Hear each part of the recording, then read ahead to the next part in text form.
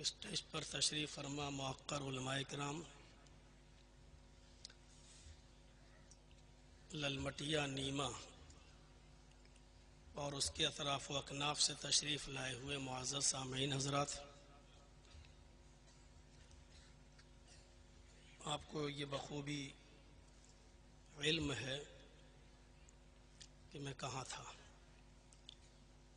اور کس جگہ سے میں نکلا ہوں۔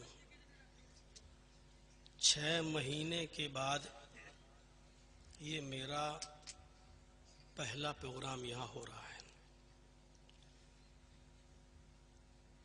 میں بہت تھوڑی سی دیر آج آپ کے سامنے رہوں گا، کیونکہ مجھے معلوم ہے کہ 1 مہینہ 1.5 مہینہ رکنے کے بعد جب میں کوئی پہلی اسپیچ دیتا ہوں تو 15 یا 20 منٹ میں میرا گلا بیٹھ جاتا ہے۔ یہ ایک عادت ہے، مشکل سے 15-20 منٹ میں گلا بیٹھنا ہی بیٹھنا ہے پہلی تقریر میں، اور کل سے یہ پھر ٹھیک ہو جائے گا۔ یہ آج تک کوئی ڈاکٹر اس مرض کو پکڑ ہی نہیں پایا کہ کیا بات ہے۔ وہ چھری ہوتی ہے جس کو جتنا تیز کرتے رہو تو چلتی رہتی ہے، اور جب کند ہو جاتی ہے تو پھر اس کو، میں نے یہ جمعے کا خطبہ بھی کہیں نہیں دیا، جان بوجھ کر کہیں نہیں دیا۔ میں نکل تو گیا تھا لیکن جان بوجھ کر میں نے جمعے کا خطبہ کہیں نہیں دیا، کیونکہ اتنی بھیڑ ہو رہی تھی۔ جس جگہ پر بھی خطبے کا اعلان اگر سن لیا جاتا تو جگہ نہیں ملتی۔ میرے ساتھیوں، یہ پہلا پروگرام ہے ہمارا، پہلا، اور اس کے بعد پھر ہمارے کرناٹک کے احباب بیٹھے، ان کو معلوم ہی ہے کہ پھر ہمیں کرناٹک بھی جانا ہے، 19 تاریخ کو ادھر بھی پروگرام ہے، اور رمضان تک ہم احتیاط برت رہے ہیں۔ کچھ فارمیلٹی ہوتی ہے ہائی کورٹ کی جس کو پورا کرنا پڑتا ہے، اس میں ابھی ہم لگے ہوئے ہیں۔ تو میرے بھائیوں، برا مت مانیے گا، جتنا وقت ہوگا ہم دیں گے۔ ہر کسی کو ٹائم نہیں بھی دے پائیں گے، ہر آدمی برا نہ مانے۔ پہلی بات یہ ہے کہ ہم سب سے پہلے ان کو ترجیح دیں گے۔ ہر آدمی تاریخ لینے نہ آئے میرے پاس، سب سے پہلے میں ان کو ترجیح دوں گا جو جھارکھنڈ اور بہار اور بنگال سے بیچارے ہمارے پاس گئے۔ ایسے لوگ ہمارے پاس گئے ملنے کے لیے کہ جن کے پاس ہوٹل میں کھانا کھانے کو باہر نکل کے پیسہ نہیں ہے، لیکن میرے لیے بیچارے وہ سیب اور کیلا لے کے گئے۔ لوٹ کے آ رہے ہیں تو پتہ چلا ان کے پاس 1 بھی روپیہ نہیں ہے، وہ گھر کیسے جائیں گے؟ 1 بھی روپیہ نہیں ہے ان کا۔ ہاں آیا وضو بناؤ، اللہ نے کہا نماز پڑھو، ہم نماز پڑھنے کے لیے کھڑے ہو گئے۔ نماز سے پہلے وضو کی شرط ہے، اگر وضو نہیں تو نماز بھی نہیں۔ اللہ نے کہا کہ ہم تمہیں حکومت دیں گے، تمہیں بلندی دیں گے، تمہیں سرداری دیں گے، عزت دیں گے، لیکن میری شرط ہے ان کنتم مومنین، اگر تم مومن ہو۔ آج ہمیں عزت نہیں مل رہی ہے۔ دنیا کے کسی بھی کونے میں آپ چلے جائیے، میں جس ماحول میں تھا اس ماحول میں بھی ہندو مسلم چلتا تھا، اس ماحول میں بھی تھا کہ آپ کو اونچی آواز میں مسجد کے اندر نماز پڑھانے کی اجازت نہیں ہوگی، آپ کو 5 منٹ سے زیادہ جمعے کا خطبہ دینے کی پرمیشن نہیں ہوگی۔ آج کہیں پر بھی کسی بھی طبقے میں جائیے اور کسی بھی آپ برانچ اور شعبے میں چلے جائیے، مسلمان باعزت نہیں ہے۔ ضربت علیہم الذلۃ والمسکنہ، سب سے زیادہ ذلیل، سب سے زیادہ رسوا، سب سے زیادہ خوار آج کے اس دور میں مسلمان ہیں۔ صرف ہندوستان کے اندر ہی نہیں، کسی بھی ملک میں چلے جائیے آپ، یہاں تک کہ اپنے پڑوسی ملک پاکستان کا حال دیکھ لیجئے، کٹورا لے کر بھیک مانگنے پر مجبور ہو گئی ہے وہاں کی عوام۔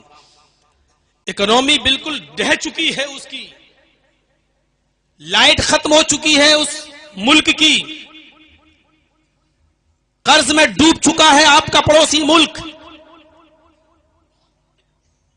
جہاں ایمان ختم ہوگا، ہم ہندوستان کے اندر محفوظ ہیں، ہماری مسجدیں محفوظ ہیں، یہاں ہولی اور دیوالی اور عید اگر ایک دن پڑ جائے تو آرام کے ساتھ آپ رنگ سے بچتے ہوئے مسجد میں جا سکتے ہیں، اور ہندو بھائی بھی آرام سے اپنا تیوہار بنا سکتا ہے۔ لیکن آپ اپنے پڑوسی ملک کا حال دیکھیں تو وہاں مسجدیں محفوظ نہیں ہیں، نماز کی حالت میں گولیوں سے بھون دیا جاتا ہے، سجدے کی حالت میں گولیوں سے بھون دیا جاتا ہے۔ میرے پیارے ساتھیوں، دنیا کے کسی بھی کونے میں چلے جائیے، عراق کا حال دیکھ لیجئے آپ، ایران کا حال دیکھ لیجئے آپ، سیریا کا حال دیکھ لیجئے آپ، فلسطین کا حال آپ دیکھ لیجئے۔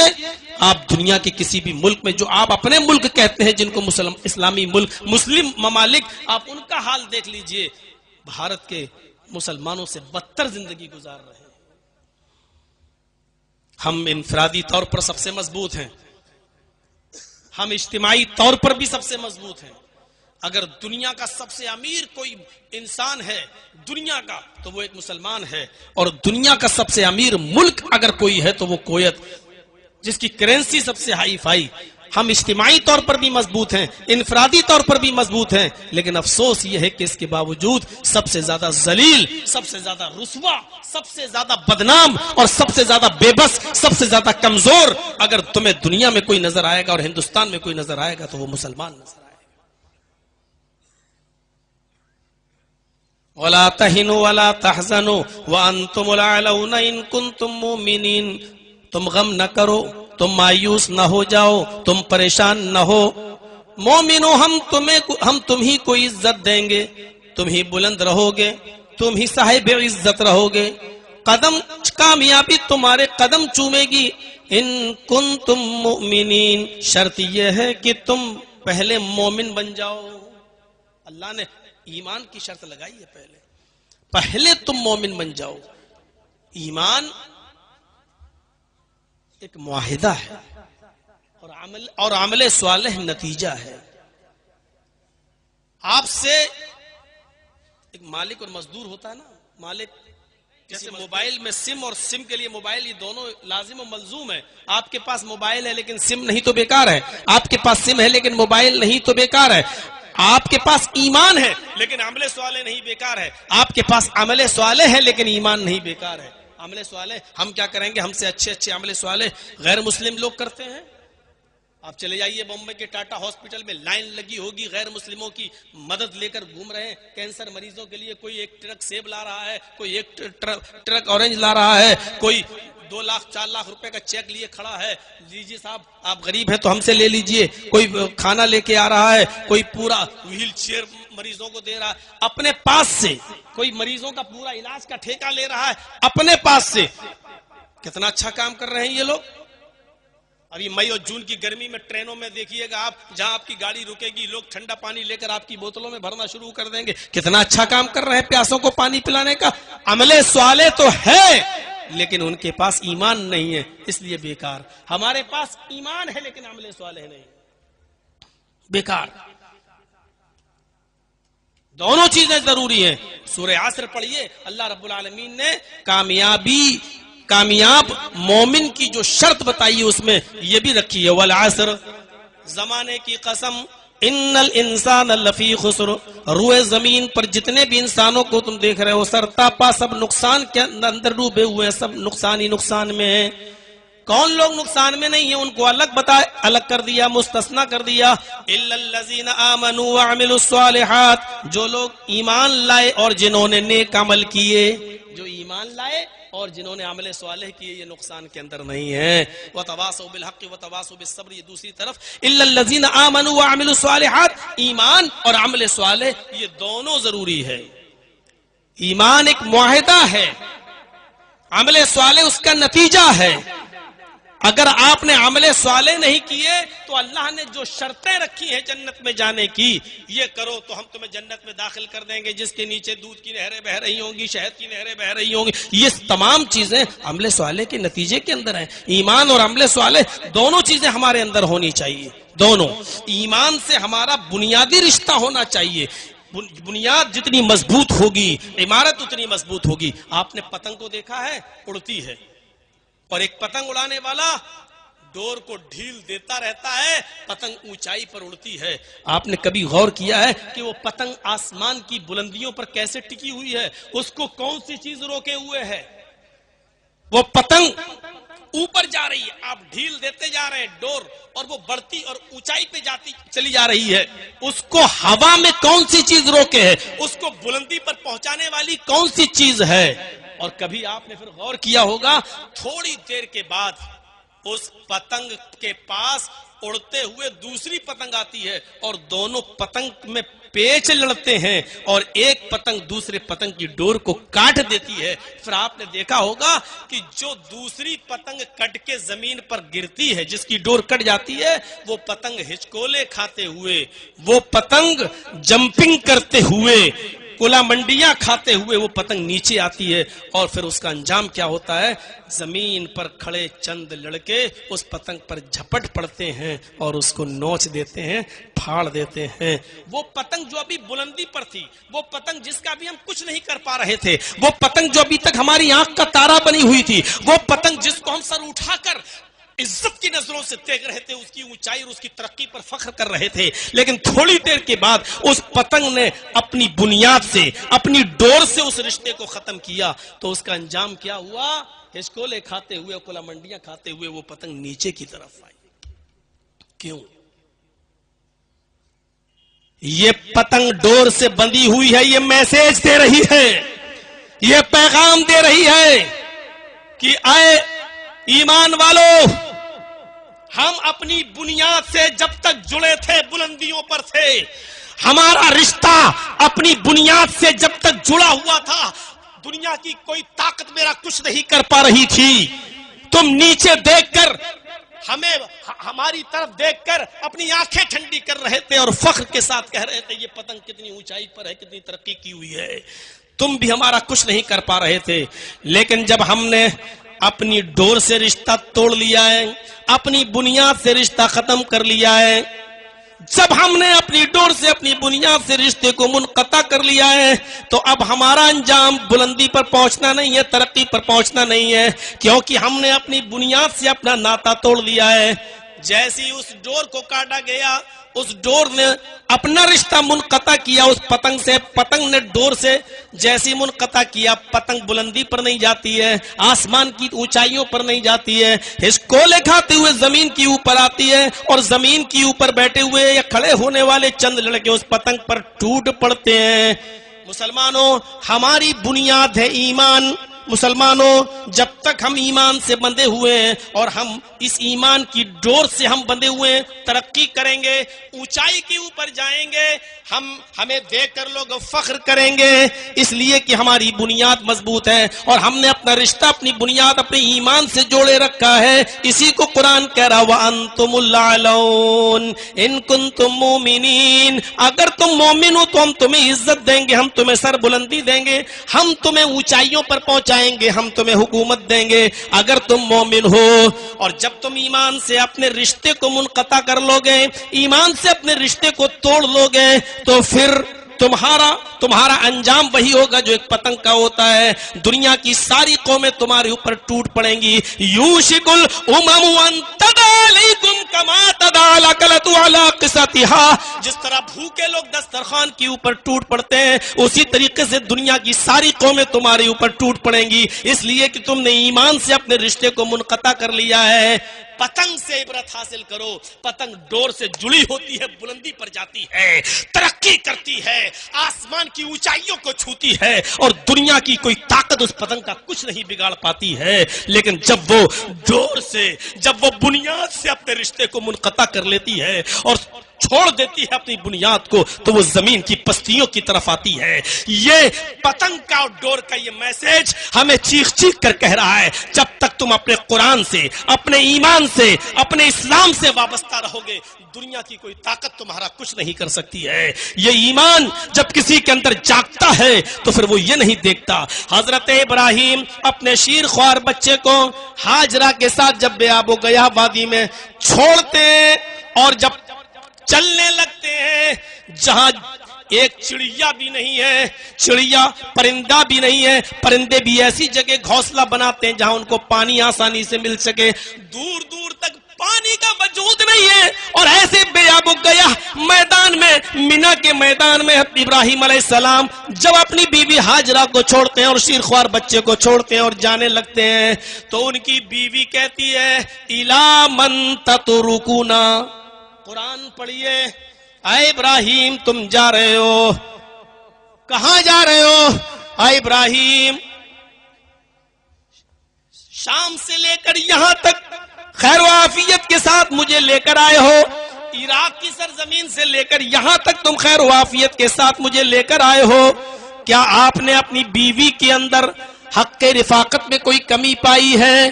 क्या आपने मेरी खिदमत में कोई कमी पाई है? जवाब दिया नहीं। پھر تم مجھے اس تنہا میدان میں، اس اکیلی وادی میں مجھے چھوڑ کے کہاں جا رہے ہو؟ ابراہیم نے کوئی جواب نہیں دیا۔ یہ کون سا ایمان تھا؟ یہ کون سا جذبہ تھا؟ شیر خوار بچہ جو ابھی ہاجرہ کا اپنی ماں کا دودھ پیتا ہے، کھانے پینے کی کوئی چیز موجود نہیں ہے، تھوڑے سے ستو ہیں 2-3 دن میں ختم ہو جائیں گے، تھوڑا سا پانی ہے 2-3 دن میں ختم ہو جائے گا۔ آج کل کی طرح ٹیوب لائٹ کا زمانہ بھی نہیں تھا، مرکری کا زمانہ بھی نہیں تھا۔ بے آب و گیا وادی، اور اس وادی کے اندر چھوڑ کے جب جا رہے ہیں اور جب مڑ کر دیکھتے ہی نہیں ہے تو ہاجرہ نے پوچھ ہی لیا بزبان قرآن، اِلَىٰ مَن تَتْرُكُونَا، اے ابراہیم ہمیں کس کے حوالے کر کے جا رہے ہو؟ اے ابراہیم ہمیں کس کے پیچھے، کس کے حوالے کر کے جا رہے ہو؟ کس کے ذمے، کس کے سپرد چھوڑ کے جا رہے ہو؟ ابراہیم علیہ السلام پیچھے مڑ کر نہیں دیکھتے ہیں، سیدھے جاتے جاتے کہتے اِلَى اللَّهِ، اے میری بیوی ہاجرہ میں نے تجھے اللہ کی سپرد کر دیا ہے۔ ایمان دیکھیے، جذبہ دیکھیے، اِلَىٰ مَن تَتْرُكُونَا، ہمیں کس کے حوالے چھوڑ کر جا رہے ہو؟ پیچھے پلٹ کر نہیں دیکھتے کہ پیچھے پلٹوں گا بیوی کا چہرہ دکھے گا، محبت جوش میں آ جائے گی، پیچھے پلٹ کر دیکھوں گا تو میرا بیٹا چھوٹا شیرخوار بچہ جو 99 سال دعاؤں کے بعد اللہ رب العالمین نے میری فریاد سنی ہے، بہت گڑ گڑانے کے بعد رب حبلی من الصالحین کا وظیفہ پڑھنے کے بعد اللہ رب العالمین نے بڑھاپے میں مجھے سہارا دیا ہے، لاٹھی بڑھاپے میں جیسے لاٹھی سہارا بنتی ہے اسی طریقے سے میرا بیٹا مجھے سہارا بنا کر دیا ہے، لیکن آج اسی کو چھوڑنے کا حکم ہو رہا ہے۔ اگر وہ شیرخوار بچے پر نظر پڑے گی تو اس کی محبت میرے دل میں جوش مار جائے گی، نہیں پیچھے پلٹ کر دیکھتے ہیں، چلے چلے جا رہے ہیں۔ جواب کیا دیتے ہیں؟ اِلَى اللَّهِ، اے میری بیوی جب تو نے پوچھ ہی لیا کہ مجھے کس کے سپرد کر کے جا رہے ہو تو سنو، اِلَى اللَّهِ، اللہ کے سپرد کر کے جا رہا ہوں، اللہ کے سپرد۔ جب بیوی نے اللہ کا نام سنا، یہ رشتہ ہوتا ہے ایمان کا، یہ بنیاد، یہ ڈور دیکھیے۔ جب سنا کہ اللہ، میرے شوہر نے اللہ کا نام لیا تو کہتی ہے ابراہیم اب مجھے فکر نہیں ہے، اب مجھے چنتا نہیں ہے، اب مجھے دکھ بھی نہیں ہے اور مجھے کوئی شکایت بھی نہیں ہے، اب جا رہے ہو تو جاؤ، اور جہاں جا رہے ہو جاؤ جاؤ، لن یضیعون اللہ ابدا، اب ہمارا رب ہم کو ضائع نہیں کرے گا، اب ہمارا رب ہم کو برباد نہیں کرے گا۔ آپ نے مجھے ایسی ہستی کے سپرد کر دیا ہے، اس ذات کے سپرد کر دیا ہے کہ اب ہمارا رب ہم کو کبھی ضائع نہیں ہونے دے گا، ہمارا رب کبھی ہم کو اب برباد نہیں ہونے دے گا۔ ابراہیم اپنے راستے چلے گئے، ہاجرہ وہیں رہیں، اور جب بیوی اور بچہ آنکھوں سے اوجھل ہو گیا تب جا کر کہا رب انی اسکنت من ذریتی بواد غیر ذی زرع عند بیتک المحرم، اے اللہ میں نے اپنے فیملی کو، اپنے بیوی بچوں کو، اپنی ذریت کو، اپنی آل و اولاد کو تیرے محترم گھر کے پاس میں نے چھوڑا ہے، اے اللہ تو ہمارے اہل کی حفاظت فرمانا۔ ذرا غور کرو میرے پیارے ساتھیو، یہ ایمان کا جذبہ تھا۔ آج کے اس دور میں غور کیجئے، کوئی اکیلے، اور وہ بھی بیابان جنگل میں، اور وہ بھی شوہر کوئی صحیح ریزن نہیں بتا رہا اور چلا چلا جا رہا ہے۔ سوچئے، تصور کیجئے، ایک عورت کہہ سکتی ہے آپ کی اپنی بیوی آپ کے ساتھ یہاں سے اکیلے بھاگل پور تک نہیں جا سکتی، آپ کے ساتھ جا سکتی ہے، اکیلے نہیں جا سکتی ہو۔ صرف تصور کیجئے اس بیابان جنگل میں حضرت ہاجرہ اکیلے رہی، ستو ختم، پانی ختم،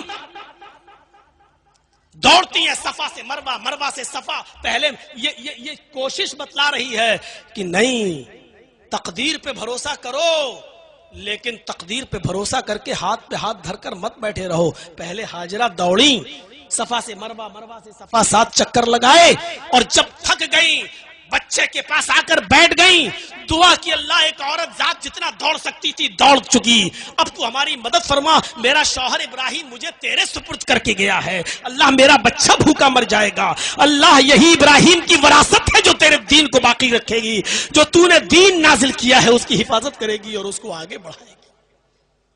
غور کیجئے میرے پیارے ساتھیوں، تب اللہ رب العالمین نے زمزم کا چشمہ جاری کیا اور اللہ نے اس کو بھی ایک نشانی بنا دیا۔ کہنے والوں، کہ اسلام نے عورتوں کا مذاق اڑایا ہے، اسلام نے عورتوں کو گھر کی چار دیواری کے اندر قید کر دیا ہے، اسلام نے عورتوں کو حجاب کے اندر قید کر دیا ہے، اور اس بات کو آج کی پالتو میڈیا نے جتنا اچھالا ہے، جتنا بدنام کیا ہے، اتنا تو کسی گورنمنٹ نے بھی اور کسی سرکار نے بھی بدنام نہیں کیا ہے جتنا اس میڈیا نے۔ اس میڈیا کو کان کے پردے کھول کے سن لینا چاہیے کہ اسلام نے عورت کو وہ مقام دیا ہے کہ جہاں جہاں ہاجرہ کے قدم پڑے اور جہاں جہاں ہاجرہ دوڑی، اللہ رب العالمین نے حضرت ہاجرہ کے نقش پا کو اپنی عبادت کا حصہ بنا دیا ہے، اس کو اپنی عبادت قرار دے دیا ہے کہ جب تک تم بھی صفا اور مروہ کے چکر حج اور عمرے میں نہیں لگاؤ گے تمہاری عبادت قبول نہیں ہوگی۔ حضرت ہاجرہ کے نقش پا کو اپنی عبادت کا ایک حصہ قرار دے دیا ہے۔ اس سے بڑی ایک عورت کی عزت کیا ہوگی، اس سے بڑا ایک عورت کا مقام کیا ہوگا؟ اپنے شوہر کے مرنے کے بعد عورت کو اس بھارت میں ہی نہیں دنیا کی کسی بھی کونے میں زندہ رہنے کا حق نہ ہو، اور اس کو اپنے شوہر کی چتا میں جل جانے کا ادھیکار دیتا ہو۔ جو دھرم اور جو مذہب اور جو قانون غور کرو وہ آج ہمیں بتا رہے ہیں کہ عورتوں کا سمان کیا ہے اور عورتوں کی عزت کیا ہے۔ میرے بھائیوں، یہ اسلام ہے جو عورتوں کا کی عزت و سمان بتاتا ہے، وہی محمد رسول اللہ ہے جو خولہ بنت ثعلبہ کو اپنے گھر کی چار دیواری سے نکال کر کہہ رہے ہیں، اے خولہ تیرے لیے میرے پاس اب کوئی راستہ نہیں ہے، تو اپنے شوہر کے اوپر حرام ہو چکی ہے۔ اور وہی خولہ جب مسجد نبوی میں جاتی ہے، 2 رکعت نماز پڑھتی ہے، اپنے دونوں ہاتھوں کو آسمان کی طرف اٹھا کر کہتی ہے، اللہ میرے اور میرے شوہر کے درمیان کوئی راستہ نکال۔ تو اللہ رب العالمین نے اس عورت کی ندا کو 7ویں آسمان کی بلندی سے سنا اور اپنے نبی پر جبرائیل کو بھیج کر یہ حکم نازل فرما دیا، قد سمع اللہ قول التی تجادلک فی زوجہا وتشتکی الی اللہ۔ اللہ نے اس عورت کی گفتگو کو سن لیا جو آپ سے اپنے شوہر کے بارے میں فریاد کر رہی تھی، وتشتکی الی اللہ، اور اللہ سے بھی فریاد کر رہی تھی۔ اللہ نے اس کی فریاد کو سن لیا۔ 7ویں آسمان کے اوپر اللہ نے ایک عورت کی فریاد کو سنا، اس عورت کی فریاد کو سنا جو محمد کی چوکھر سے محروم ہو چکی تھی۔ محمد رسول اللہ جس کے لیے راستہ نہیں نکال سکے، اللہ نے اس کے لیے راستہ نکالا۔ میرے بھائیوں، یہ عورت کا ایک سمان، عورت کی ایک عزت ہے جو اسلام نے عورت کو دی ہے۔ یہی خولہ بنت ثعلبہ ہے، جب بوڑھی تھی اور کمر جھکا کر چل رہی تھی اور لاٹھی ٹیک کر چل رہی تھی تو ایک پل کے پاس انہوں نے کہا، اے عمر رک۔ عمر رک گئے، کہا اتر گھوڑے سے۔ عمر گھوڑے سے اترے، کہا میرے پاس آ، کان نیچے کر۔ اور اس بڑھیا نے عمر کے کان میں کچھ کہا تو صحابہ نے کہا، عمر امیر المومنین، ایک معمولی عورت کے لیے آپ گھوڑے سے اتر گئے، ایک معمولی عورت کے لیے آپ جھک گئے اور اس کے سامنے اپنا کان پیش کر دیا۔ عمر روتے ہوئے کہتے ہیں کہ اے محمد کے ساتھیو، یہ معمولی عورت نہیں ہے، یہ وہ عورت ہے جس کی زبان سے نکلے ہوئے کلمات کو 7ویں آسمان پر بیٹھے ہوئے عرش پر مستوی اللہ نے بھی ریجیکٹ نہیں کیا ہے، اللہ نے بھی اس کی فریاد کو سنا ہے۔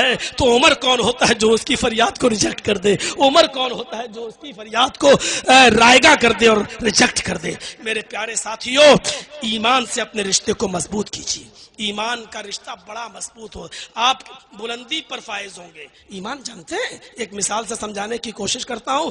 حضرت موسیٰ کا اور فرعون کا واقعہ تو آپ نے بہت بار سنا ہوگا، تھوڑا سا غور کر لیجئے گا۔ ایمان جب کسی کے اندر پیدا ہوتا ہے تو اس کے اندر کیا چیز پیدا ہو جاتی ہے؟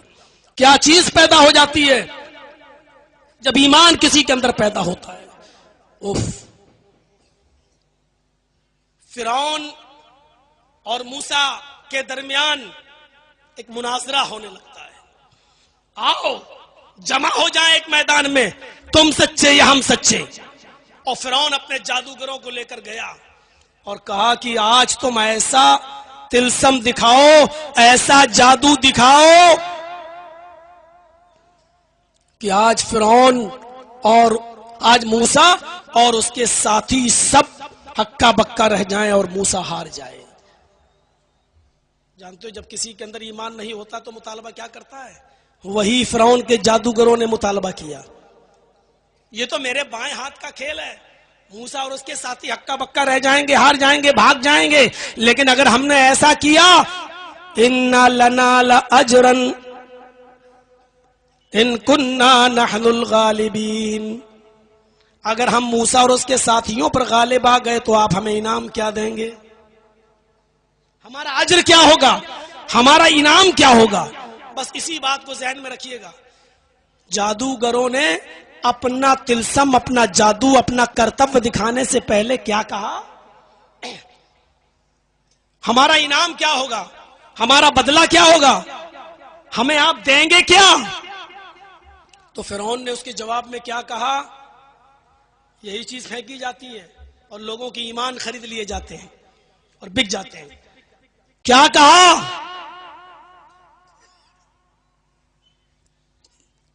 اگر تم نے موسیٰ اور اس کے ساتھیوں کو ہرا دیا، بھگا دیا،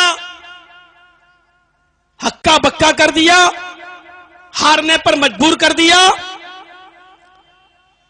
تو تم میرے مقرب ہو جاؤ گے، میرے وزیر بن جاؤ گے، ہمارے خاص لوگوں میں تمہارا شمار ہوگا. ہم جو بھی کام کریں گے تم سے مشورہ کریں گے. ظاہر بات ہے کہ جب کوئی بادشاہ کا مقرب ہو جائے تو پھر تو وہ درہم و دینار، سونے اور چاندی میں ہی کھیلے گا. خوش ہو گئے، اچھا یہ ہمارا انعام ہوگا، ہمیں آپ اپنا خاص وزیر بنائیں گے. کہ ہاں ہوا. جادوگروں نے رسیاں پھینکی اور وہ رسی سانپ بن گئی. سانپ تھی نہیں لیکن دکھنے لگی. موسیٰ علیہ السلام ان رسیوں کا سانپ بنتے ہوئے دیکھتے ہیں تو ڈر جاتے ہیں، ان کی قوم بھی ڈر جاتی ہے. لیکن اللہ رب العالمین نے فرمایا ڈرو نہیں، انہوں نے جو جادو دکھایا ہے آپ حقیقت دکھائیے، معجزہ دکھائیے. ان القی عصاک، اے موسیٰ تمہارے ہاتھ میں جو لاٹھی ہے، جو ڈنڈا ہے، اس کو تم زمین کے اوپر مارو. موسیٰ علیہ السلام نے اس ڈنڈے کو زمین پر مارا جو ان کے ہاتھ میں تھا، وہ ایک اژدہا بن گیا. اژدہا فَإِذَا هِيَ تَلْقَفُ مَا يَأْفِكُونَ. قرآن کہتا ہے اتنا بڑا اژدہا بن گیا کہ وہ رسیاں جو سانپ دکھائی دے رہی تھی ان سب کو کھا گیا. جادوگر سمجھ گئے ہم نے جو دکھایا ہے وہ جادو ہے، اور موسیٰ نے جو دکھایا ہے وہ جادو نہیں ہے، وہ خدائی معجزہ ہے، اللہ کی طرف سے ہے. فوراً بدل گئے اور یہ چمتکار دیکھا، موسیٰ علیہ السلام کا یہ معجزہ دیکھا تو چیخ پڑے آمنا برب العالمین، رب موسیٰ و ہارون. ہم اللہ رب العالمین پر ایمان لائے، ہم اس رب پر ایمان لائے جو ہارون کا رب ہے، جو موسیٰ کا رب ہے، جو ہارون کا رب ہے، جس کو موسیٰ اور ہارون بھی اپنا رب کہتے ہیں، اس پر ایمان لائے. اب چیز سمجھ لیجئے گا. فرعون نے کہا اچھا بدل گئے، ہم نے اجازت بھی نہیں دی اور تم ایمان لے آئے. جس چیز کو ہم ختم کرنا چاہتے تھے اسی چیز پر تم ایمان لائے. جن کو ہم نے ہرانے کے لیے یہاں بلایا تھا تم انہی کے اوپر اور ان کے رب کے اوپر ایمان لے آئے. ان ھذا لمکر، یہ تو سازش ہے، پہلے سے پلاننگ ہے. تم نے اس دارالسلطنت کے اندر ایک پہلے سے پلاننگ کر رکھی تھی، بہت جلدی اس کے انجام کو جان لو گے. اور فرعون نے پھر سزا سنائی لأقطعن ایدیکم وارجلکم من خلاف. اب تمہاری سزا یہ ہے کہ ہم تمہارے ہاتھ کاٹیں گے اور پیر کاٹیں گے، مختلف سمتوں سے، مخالف سمتوں سے. اگر دائنا ہاتھ کاٹیں گے تو بایاں پیر، اور بایاں ہاتھ کاٹیں گے تو دایاں پیر. صرف یہ ہاتھ پیر کاٹ کے چھوڑ نہیں دیں گے، نہیں چھوڑیں گے نہیں. ثم لأصلبنکم اجمعین، سولی پر چڑھا دیں گے. اس کے بعد کتنی دردناک سزا، کتنی دردناک سزا. جب آدمی سزا کو سنتا ہے تو بڑے بڑے لوگوں کے گردے اس وقت پانی ہو جاتے ہیں. اور اس کی جیتی جاگتی تصویر ہم بھی ہیں. جب کٹ گھرے کے اندر ہم کو 10 سال کی سزا سنائی گئی تو تھوڑی دیر کے لیے ہم بھی بھوچکا رہ گئے ہیں، یہ کیا ہوا. اور جب اندر گئے تو سب سے کم سزا میری ہی تھی. جب میں نے اور لوگوں سے پوچھا بھائی تم کب سے ہو، بڑی آسانی سے کہتا ابھی تو مولانا مجھے 13 ہی سال ہوئے ہیں. ایک سے پوچھا، کہتا ہے کہ 22 ہو چکے، 23ویں میں لگا ہوا ہوں. بولا تمہیں کتنی سزا ہوئی؟ میں نے کہا 10 سال. بولا بھگ، پھر ہنستے ہوئے کاٹ لے گا تو کیا ٹینشن لیتا ہے؟ اس طریقے کی بات ہے. غور کیجیے. تو وہاں جا کے ہمت بڑی. ہم تو سوچ رہے تھے 10 سال بہت زیادہ، وہ کہہ رہا میں 13 سال سے ہوں، وہ کہہ رہا ہے کہ میں 17 سال سے ہوں، وہ کہہ رہا میں 22 سال سے ہوں. میرے تو ہوش اڑ گئے اور وہ ہنس رہے ہیں.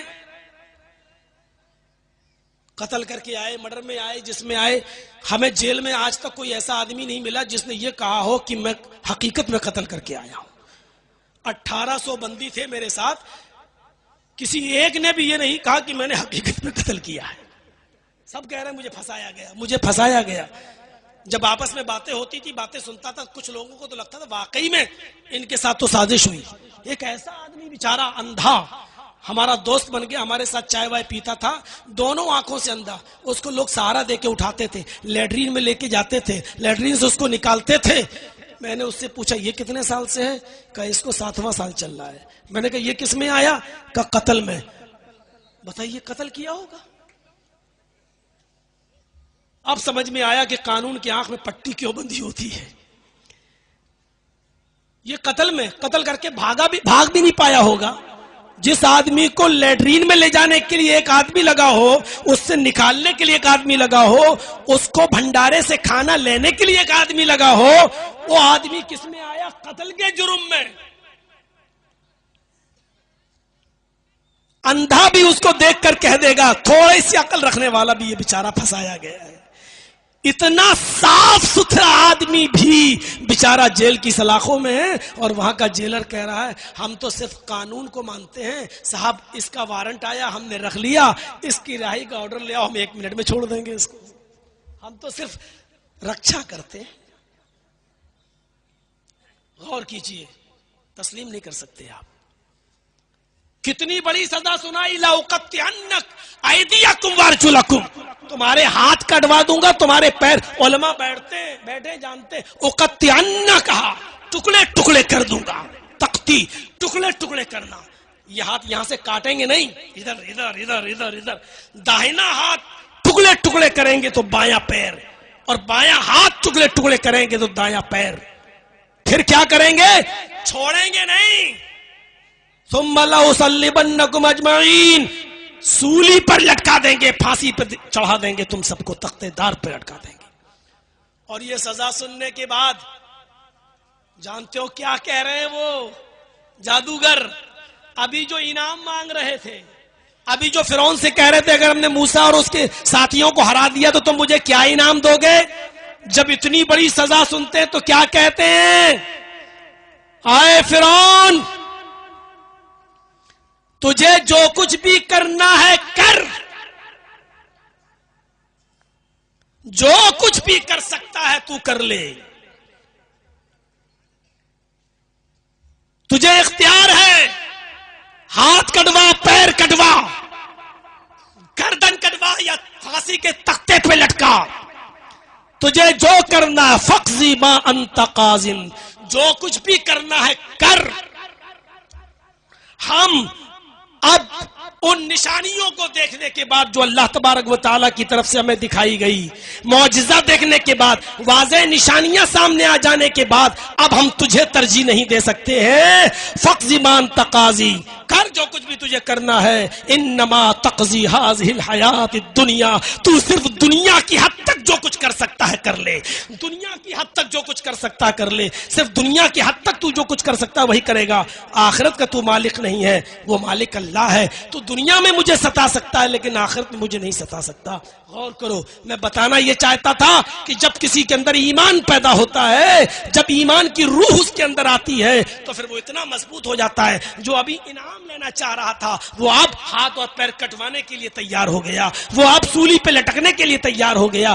اس کو کہتے ہیں ایمان. اور اسی لیے اللہ نے کہا اگر تمہارے اندر یہ ایمان پیدا ہو جائے تو ہم تمہیں عزت دیں گے، ہم تمہیں بلندی دیں گے، ہم تمہیں حکومت دیں گے، ہم تمہیں کامیابی سے نوازیں گے. شرط یہ ہے کہ تم اپنے اندر ایمان پیدا کرو. غزوہ تبوک کے موقع پر اللہ کے رسول نے کہا کچھ لاؤ، ہمیں ضرورت ہے اس غزوے میں جانے کی. تو سارے لوگ بساط مطابق استطاعت کے مطابق اپنا مال لائے. حضرت ابو بکر سارا مال اٹھا لائے. اللہ کے نبی نے پوچھا ابو بکر گھر میں کیا چھوڑا؟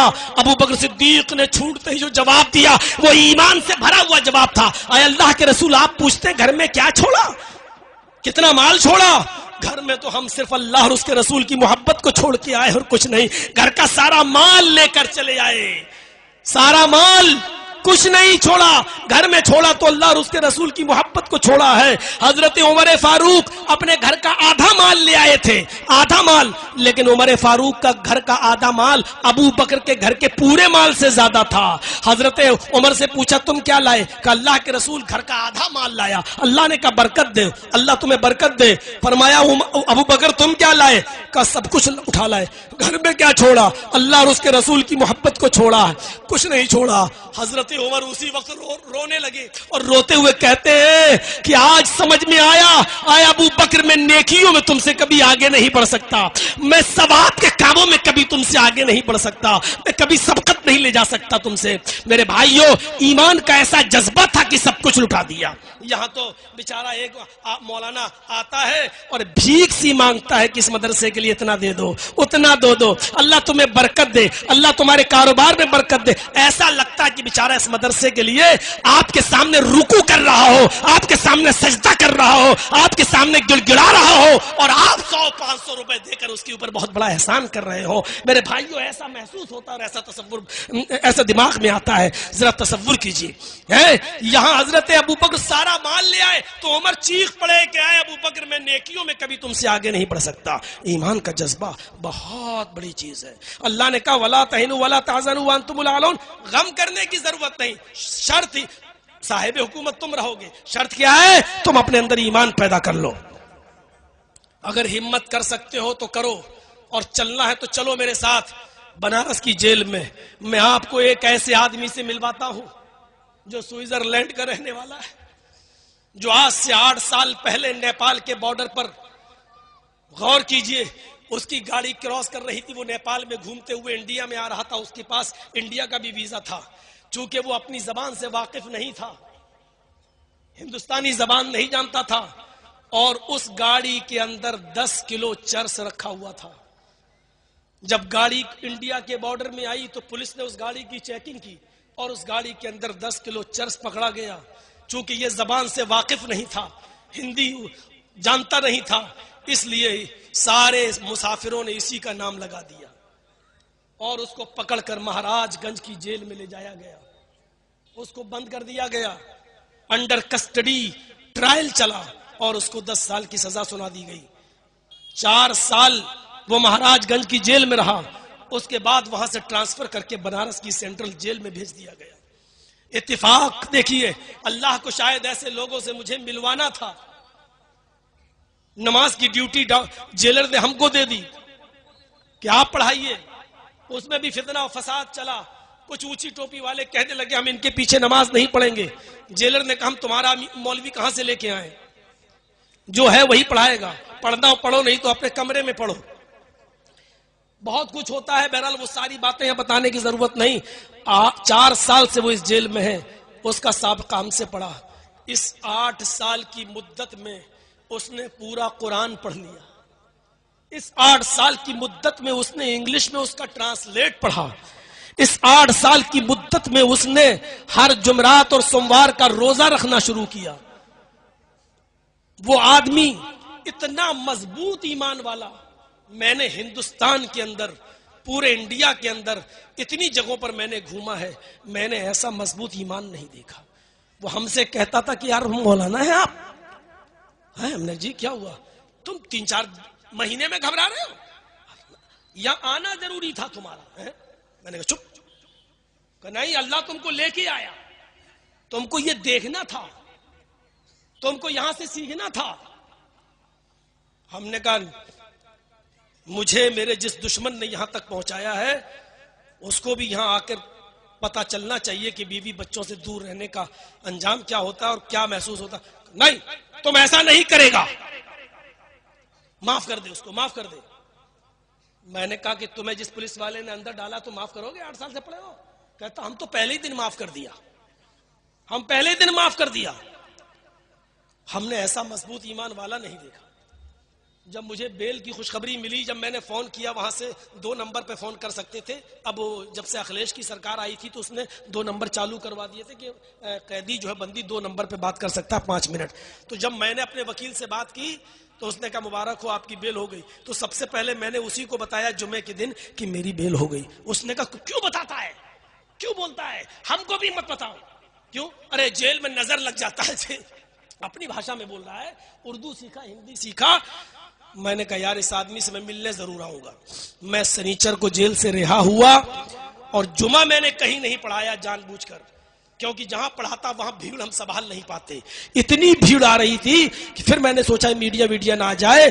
تو میں مسافر تھا. جمعے کے دن ہم جیل ہی میں چلے گئے. جو ہمارے دوست بن چکے تھے، جو کھانا وانا بناتے تھے ہمارا، جو بیچارے کپڑے اپڑے بھی دھل دیتے تھے، ہمارے پیچھے نماز بھی پڑھتے تھے، ہم نے ان سے ملاقات کرنا بہتر سمجھا کہ بیچاروں کی کچھ مدد کر دی جائے. اب ہم باہر ہیں، ان سے ہم ملنے چلے گئے تو اس آدمی سے بھی ملے. اتنا خوش ہوا میرے بھائیوں. آج بھی سوئٹزرلینڈ کا رہنے والا وہ آدمی، اور 8 سال کی سزا بھی تک کاٹ چکا ہے فرضی کیس کے اندر بیچارہ. لیکن ایمان اس کا اتنا مضبوط ہے کہ آج بھی وہی کہتا ہے کہ میرا یہاں آنا ضروری تھا، تمہارا بھی آنا ضروری تھا. جتنا دانا پانی لکھا تھا وہ تمہیں ملے گا. یہاں سے جو سیکھ کے جا رہے ہو وہ لوگوں کو بتاؤ کہ کیا ہوتا ہے، اور یہاں بندیوں کی، قیدیوں کی کے لیے کچھ کرو.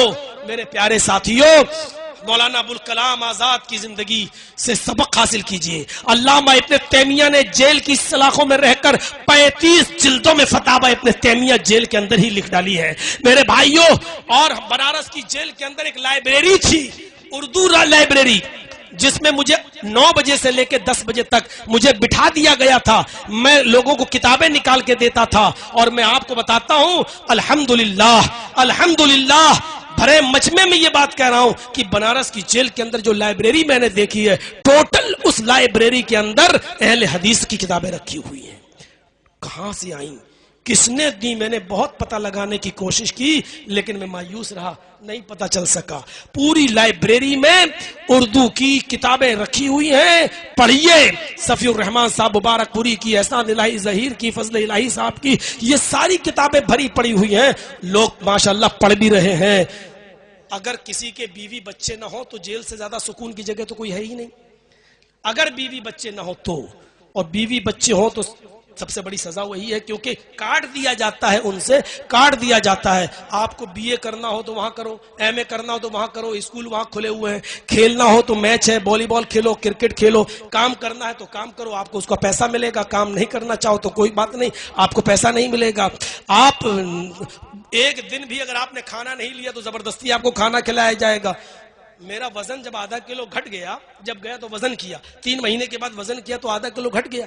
جیلر آیا کہ کیوں کھانا نہیں مل رہا ہے؟ بیچارہ ½ کلو دودھ لگا گیا میرا. کھاؤ، باہر نکلو گے تو ارے ہمیں کورٹ کو جواب دینا پڑتا ہے. اب بتائیے کہ اس کو کون سمجھے گا؟ کوئی اس کو جیل سمجھے گا؟ لیکن ہاں، گھر والوں سے کاٹ دیا جائے، یہ سب سے بڑی سزا ہے. آپ لوگوں کی دعاؤں نے مجھے باہر نکالا ہے، مجھے اپنے اہل و عیال سے ملوایا ہے، اور لوگوں نے خانہ کعبہ میں بھی ہمارے لیے دعائیں کی ہیں. میں ان سب کا شکر گزار ہوں. اپنی جماعت کا بڑے بڑے لوگ مجھ سے ملنے آئے، جمعیت علماء کے لوگ ہم سے ملنے آئے. ڈاکٹر نوہرا شیخ جو حیدرآباد کی ہیں، انہوں نے 3 وکیل اپنے سپریم کورٹ کے ہمارے پاس بھیجا اور کہا کہ صرف دستخط کر دیجئے، 1 لاکھ سے لے کے 50 لاکھ تک کا خرچہ میں آپ کا اٹھاؤں گی، کچھ نہیں. لیکن میں نے سوچا اتنا بڑا معاملہ نہیں ہے میرا. میں نے کہا نہیں، پھر دیکھا جائے گا جب ضرورت پڑے گی. اللہ رب العالمین سے میں دعا کرتا ہوں ان تمام لوگوں کا جو لوگ ہمارے ساتھ، ہمارے دکھ درد میں ساتھ رہے، ہم سے ملنے آئے، انہوں نے ہمارے حوصلے بڑھائے. ہماری غیر موجودگی میں ہمارے والدین کو جو بڑھاپے کی دہلیز پر ہیں، اور جب میں نے ان کو جیل کے اندر ہم سے ملنے کے لیے آئے اور ان کے لڑکھڑاتے ہوئے پیروں کو جب میں نے دیکھا تو اس وقت پہلی مرتبہ میں رویا اور یہی دعا کرتا تھا کہ اللہ مجھے ایسا دن نہ دکھانا کہ میرے باپ کو ادھر کچھ ہو جائے اور میں جیل کی سلاخوں میں رہوں. مجھے سب سے زیادہ ٹینشن میرے والد محترم کی تھی جو 75 سال کی عمر میں لڑکھڑاتے ہوئے پیر سے 2 لوگوں کے سہارے کے ذریعے آئے. میری زبان سے اس وقت تھوڑی دیر کے لیے بد دعا نکلی اس دشمن کے لیے، اس دشمن کے لیے جس کو آپ کی سرزمین نے بھی ہیرو بنایا ہے، جس کو اپنی گاڑیوں پہ بٹھا بٹھا کر جس سے جلسے کروائے گئے ہیں، میں نام نہیں لوں گا، آپ کی سرزمین پر بھی اس کو ہیرو بنانے کی کوشش کی ہے۔ وہی جمعیت کا غدار ہے، وہی جماعت کا دشمن ہے، اور وہی جماعت اہل حدیث کا سب سے بڑا دشمن ہے، جو آج میرے بھائیوں اپنی زمین اور اپنی جائیدادیں بیچنے تک میں مجبور ہو گیا ہے، لیکن اس نے ہی میڈیا کو بہکا کر اور میڈیا کو اچھال کر میری کٹنگ دے دے کر اور میری ویڈیوز دے دے کر اس نے اچھلوایا اور مجھے اس دہلیز تک پہنچایا۔ پہلی مرتبہ میری زبان سے اس کے لیے بد دعائیہ جملہ نکلا تھا۔ میرے بھائیوں، یہ جائز تھا یا ناجائز یہ میں تنہائی میں سوچوں گا، لیکن میرے بھائیوں، ہم نے اپنے بوڑھے ماں باپ کے ان قدموں کو لڑکھڑاتے ہوئے دیکھا تو بڑے سے بڑا گردہ والا آدمی بھی میرے بھائیوں انسان تھا، میں انسان تھا، میری زبان سے بھی وہ جملے نکلے۔ یا شرف بیچارہ، یہ جو آپ کا یوٹیوب چینل والا ہر 15-20 دن کے بعد میرے پاس آتا رہا، میرے بیوی بچوں سے خیر خبر لیتا رہا۔ ایک آدمی تو ایسا میرے گھر پہ آیا جس نے میرے بچے کو بلایا، میں نہیں جانتا ہوں وہ کون ہے، اللہ اس کو جزائے خیر دے، جس نے میرے بچے سے پوچھا کہ بیٹا تم کون سے اسکول میں پڑھتے ہو، کیا تمہارا دوسرا بھائی بھی وہی پڑھتا ہے، تم بس سے جاتے ہو؟ وہ بیچارہ اسکول کا ایڈریس لے کر گیا اور جانے کے بعد وہاں کی میڈم سے ملا اور کہتا ہے کہ کب سے فیس جمع نہیں ہوئی؟ انہوں نے کہا 4 مہینے سے۔ کہا کہ پورے سال کی فیس کتنی ہوئی ہے؟ انہوں نے بتایا 4.5 لاکھ روپیہ فیس بنتی ہے، بس کی بھی اور دونوں بچوں کی پڑھائی لکھائی کی۔ اس نے 4.5 لاکھ روپے پورے سال کی فیس جمع کر دی اور اس کی رسید لا کر میرے بچے کو دے دیا کہ جاؤ اپنی امی کو دے دینا۔ میرا بیٹا اس کا موبائل نمبر پوچھتا رہا، اس کا فون نمبر جاننے کی کوشش کرتا رہا، لیکن اس نے کچھ نہیں بتایا اور کہا جا کر کہہ دینا کہ بس ہم نے اللہ کے لیے کام کیا ہے، اور وہ چلا گیا۔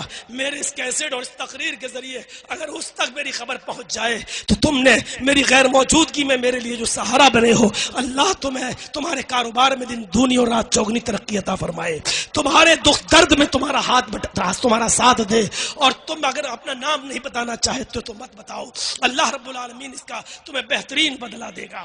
ہماری بیوی لکھنؤ میں اپنے بچوں کے ساتھ اکیلے، لیکن میرے بچے کو نمک تک نہیں خریدنا پڑا، میرے بیٹے کو نمک تک نہیں خریدنا پڑا، وہاں کی جمعیت و جماعت نے پورا ساتھ دیا۔ اللہ یہ سب تیری طرف سے ہوا ہے، میں تیرا شکر گزار ہوں، تیرا شکر ادا کرتا ہوں۔ میں ان تمام لوگوں کا جنہوں نے دعائیں کی اور ان لوگوں کا بھی جو ہم سے ملنے کے لیے آئے، میں نے کہا تھا کہ میرا گلا بیٹھ جائے گا، اب ساتھ نہیں دے پاؤں گا، کل انشاءاللہ تفصیلی بحث ہوگی، تفصیلی گفتگو ہوگی۔ میں پھر آپ سے کہتا ہوں کہ چینل والوں، میں نے تمہیں بہت سمجھایا، لیکن تم اپنی حرکت سے باز نہیں آئے، مجبوراً میں نے یہ قدم اٹھایا۔